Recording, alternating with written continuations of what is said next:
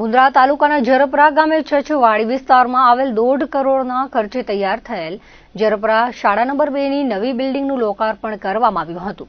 આ પ્રસંગે ગુજરાત પ્રદેશ ભાજપના મહામંત્રી અને માંડવી મુન્દ્રા વિસ્તારના ધારાસભ્ય અનિરુદ્ધ દવે ખાસ ઉપસ્થિત રહ્યા હતા. જરપરાના પૂજ્ય વાલબાઈમાએ નવી બિલ્ડિંગનું રિબિન કાપી લોકાર્પણ કર્યું હતું. ગામના સરપંચ ખીમજી દનીચા અને પંચાયતની ટીમે અનિરુદ્ધ દવેને કચ્છી પાઘડી પહેરાવી સન્માન કર્યું હતું. આ સ્કૂલ જરપરા બસ સ્ટેન્ડથી 4 કિલોમીટર દૂર છે અને આજુબાજુના વાડી વિસ્તારના છાત્રો માટે આ સ્કૂલ આશીર્વાદરૂપ સાબિત થશે. મુન્દ્રા તાલુકા વિકાસ અધિકારી અનિલ ત્રિવેદીએ જણાવ્યું હતું કે આ સ્કૂલમાં છાત્રોને અભ્યાસ કરવા સ્માર્ટ ક્લાસ છે. આ સ્કૂલ એકદમ જર્જરિત થઈ ગઈ હોવાથી 1.5 કરોડના ખર્ચે બનાવવામાં આવી છે.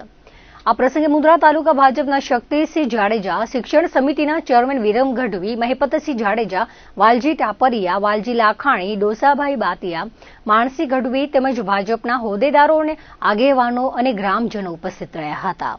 શાળાના આચાર્ય રીટાબેન ઉપાધ્યાયે ધારાસભ્ય અનિરુદ્ધ દવેનું સ્વાગત કર્યું હતું.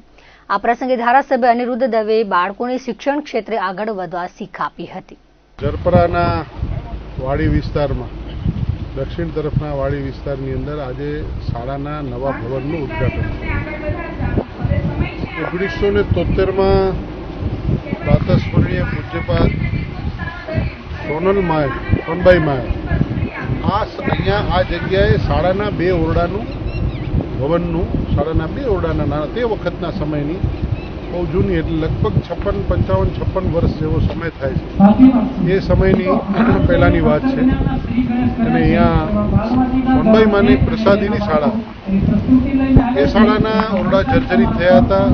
ગુજરાત રાજ્યના માનનીય મુખ્યમંત્રી શ્રી ભૂપેન્દ્રભાઈ પટેલ સાહેબના નેતૃત્વ હેઠળની ભારતીય જનતા પાર્ટીની સરકારે આ વિરાસતને આગળ વધારવા માટે અહીંથી સુંદર મજાનું નવું ભવન લગભગ 1.5 કરોડ રૂપિયાના ખર્ચે 5 ઓરડા સાથેનું ભવનનો પ્રારંભ કરાવ્યો છે, જેનો આજે પણ અહીંયા પૂજ્ય વાલબાઈમાના હાથે ઓપનિંગ કરીને લોકાર્પણ કરવામાં આવ્યું છે.